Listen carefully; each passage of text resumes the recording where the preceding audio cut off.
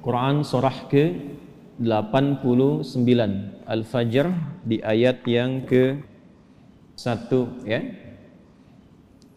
Sudah? Sampai ayat 3. Bismillahirrahmanirrahim. Wal fajr walayalin 'ashr wasyaf'i wal watr. Tambahkan satu ayat lagi, wal laili idza yasr. Baik, wal fajr, aku bersumpah demi waktu fajar. Di dalam Al-Quran kita temukan ragam sumpah yang langsung disampaikan oleh Allah Subhanahu wa ta'ala. Allah itu tidak bersumpah pun pasti yang difirmankan sudah penting. Dan sumpah itu ciri penegasan dan kesungguhan. Kalau dikaitkan dengan makhluk ada kesungguhan. Makanya kalau Anda ingin menguatkan sebuah pesan dan menunjukkan Anda serius, pakai sumpah ya. Besok ada ceramah Ustadz Adi di Masjid A. Wah, yang benar sumpah. Nah, dia kata sumpah itu kan biasanya untuk menegaskan sebuah makna kan dan menunjukkan kesungguhan. Nah, Allah itu tidak bersumpah pun itu pasti sudah penting apa yang difirmankan. Apalagi kalau disertai dengan sumpah, maka pasti ada yang istimewa di dalamnya. Jadi kalau kita menemukan ayat dalam Al-Quran diawali dengan sumpah, ini menunjukkan pesan yang disampaikan di ayat itu tidak biasa, ada yang sangat penting, berbeda dengan pesan-pesan yang lainnya. Jelas sampai sini? Baik. Wal fajr, ciri sumpah pertama itu kalau ada di awal ayat. Ini secara umum ya. Dibuka dengan huruf waw. Ujung kalimatnya itu harakatnya kasrah. Sudah? Misal waw ketemu satu kalimat ujungnya kasrah. Wal fajri wal laili wasyamsi wadduha. Jadi setelah waw ada kalimat ujungnya kasrah. Nah itu diartikan wawunya sumpah. Qasam namanya, wawil qasam. Kalau sudah dibuka dengan seperti ini, artinya informasi yang disampaikan setelah huruf waw itu penting, tidak biasa. Wal fajr, aku bersumpah demi waktu fajar. Ada beberapa pendapat dari kalangan ulama tentang fajar yang dimaksudkan di ayat ini. Jadi di sini Allah bersumpah dengan 5 hal. Ada 5 sumpah. Aqsamun khamsah, kata para ulama terdapat 5 sumpah di dalamnya. 1 wal fajar, demi waktu fajar. 2 walayalin 'ashr, dan 10 malam yang istimewa. 3 wasyaf'i, wasyaf'i, demi waktu genap. Kemudian 4 wal watr. 5 wal laili idza yasr. Ada 5 di sini disebutkan menunjukkan ada 5 yang istimewa. Saking istimewanya dibuka oleh Allah Subhanahu wa taala dengan sumpah. Baik. 1 fajar. Secara cepat saja. Para ulama setidaknya menyebutkan secara umum ada 2 pemaknaan di kata fajar di sini. Yang pertama yang dimaksudkan setiap waktu fajar. Itu penting. Setiap waktu fajar dalam setiap hari. Jadi ada satu yang istimewa, waktunya di waktu fajar dari sekian perubahan waktu yang kita alami dalam sehari. Kan dari fajar nanti muncul ke pagi, pagi ke siang, siang ke sore, sore ke maghrib, maghrib ke malam kan. Nah dari perputaran waktu itu di antara sekian banyak waktu, fajar itu istimewa. Karena itu Allah panggil kita untuk bisa menunaikan sholat di waktu fajar. Ya, hakikatnya bukan hanya sholatnya. ada waktu-waktu yang hanya dalam fajar itu yang nggak ditemukan keistimewaannya di waktu yang lain. Contoh, kita ambil ke ibadah ritual dulu. Salat di waktu fajar ini itu 2 rakaat sunnahnya saja. Sunnahnya, belum masuk ke fardunya. Itu nilainya disebutkan oleh Rasulullah SAW lebih baik daripada dunia dan seisinya. Raka'atul fajri khairum minad dunya wa ma fiha. Kalau Anda mampu menunaikan 2 rakaat fajar, itu yang dimaksud sunnahnya. 2 rakaat, tapi disebutkan kalimat fajarnya. Bukan zuhur, bukan asar, bukan maghrib, bukan isya. Dan dilakukannya sebelum salat fardunya untuk menunjukkan betapa pentingnya itu. Karena kalau orang tahu itu penting, pasti persiapan datang sebelumnya. Ya, Anda tahu di sini akan pengajian kan? Subuh kan? Subuhnya misalnya jam 4.35. Anda menjadikan pengajian itu sebagai hal yang prioritas. Kalau waktunya 4.35, datangnya jam berapa? Ada yang nginap, ada yang itikaf. Karena menjadikan itu penting. Kalau tak penting mungkin diabaikan. Nah, Allah menyatakan fajar itu penting. Jangan tinggal. Bahkan saking pentingnya, ada di antara hamba-hamba Allah yang menyiapkan waktu fajar itu bangun dari sebelumnya sampai warming up dulu. Pemanasan supaya subuhnya itu, fajarnya itu bisa optimal. Bangun dari malam, Pak. Ada yang menjelang fajar itu membiasakan hatinya supaya khusyuk. Sehingga saat sholat di waktu fajar sudah terkoneksi kepada Allah dengan baik. Cara menyiapkannya dengan istighfar.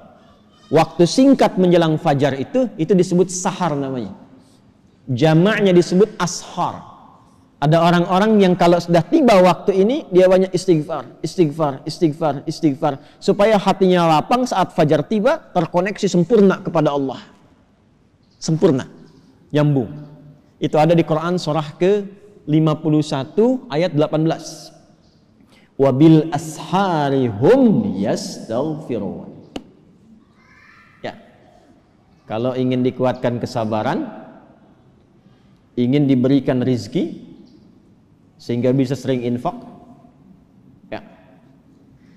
Ingin diberikan kemampuan menjalankan segala sesuatu dengan benar, menatap dengan benar, mendengar dengan benar, berjalan secara benar. Itu diantara amalannya, rajin istighfar di waktu sahar menjelang fajar. Dah, ini ijazahnya langsung dari Al-Quran. Surah ketiga Ali Imran di ayat ke-17. As-sabirina was-sadiqina wal-qanitina wal-munfiqina wal-mustaghfirina bil ashar. Ya. Quran surah ketiga Ali Imran ayat 17. Paling kiri sebelah atas tuh. Itu di situ istighfar di waktu sahar itu disamakan dengan 4 amalan tadi. Sabar, khusyuk dalam ibadah, bisa rajin infak dan benar dalam menjalankan aktivitas. Itu di antara latihannya rajin istighfar menjelang fajar. Makanya kalau sudah istighfar, terbuka hatinya, terkoneksi dengan Allah, itu ibadahnya akan lebih enak dibandingkan dengan yang jarang istighfar. Gitu. Alhamdulillah. Ada sifat qanitin di situ. As-sabirina wal qanitina. Sedangkan kita diminta salat itu dengan sifat kunut. Orangnya disebut qanit, jamaknya qanitin. Ada di mana ayatnya? Al-Baqarah ayat 238. Hafizu 'alas salawati was salatil wusta wa qumu lillahi qanitin. Tuh. Kalau mau salat, mau enak salatnya, jangan sekedar salat. Memang betul sudah selesai, ya, menuntaskan kewajiban, beban kewajibannya hilang, tapi kenikmatannya dapat nggak? Manfaatnya dapat nggak? Kalau ingin menikmati salat, ingin dapat manfaatnya, dapat ketenangan, terkoneksi dengan Allah, doanya cepat dijawab, maka khusyuklah dalam salat. Nah, di antara cara mendapatkan khusyuk itu istighfar. Dibuka. Sehingga sekat-sekat yang membuka kita itu, yang menghambat koneksi kita dengan Allah itu terbuka. Ini dari Quran. Dari Quran. Nah, dibiasakan istighfar paling enak itu di waktu sahar menjelang fajar. Apalagi kalau bisa tahajud sebelumnya.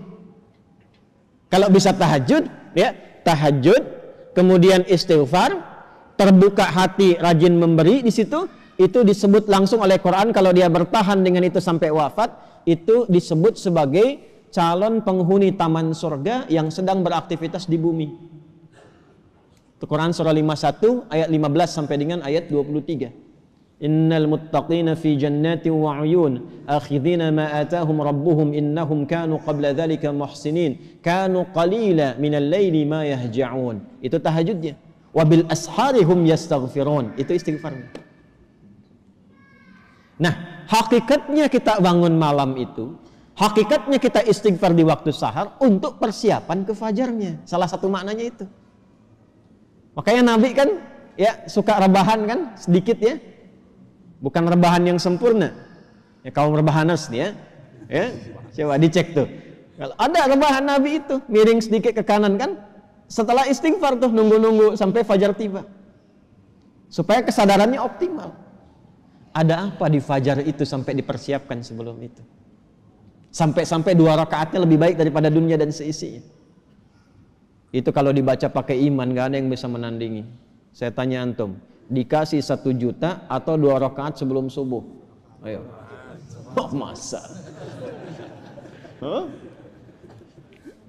Coba dicek.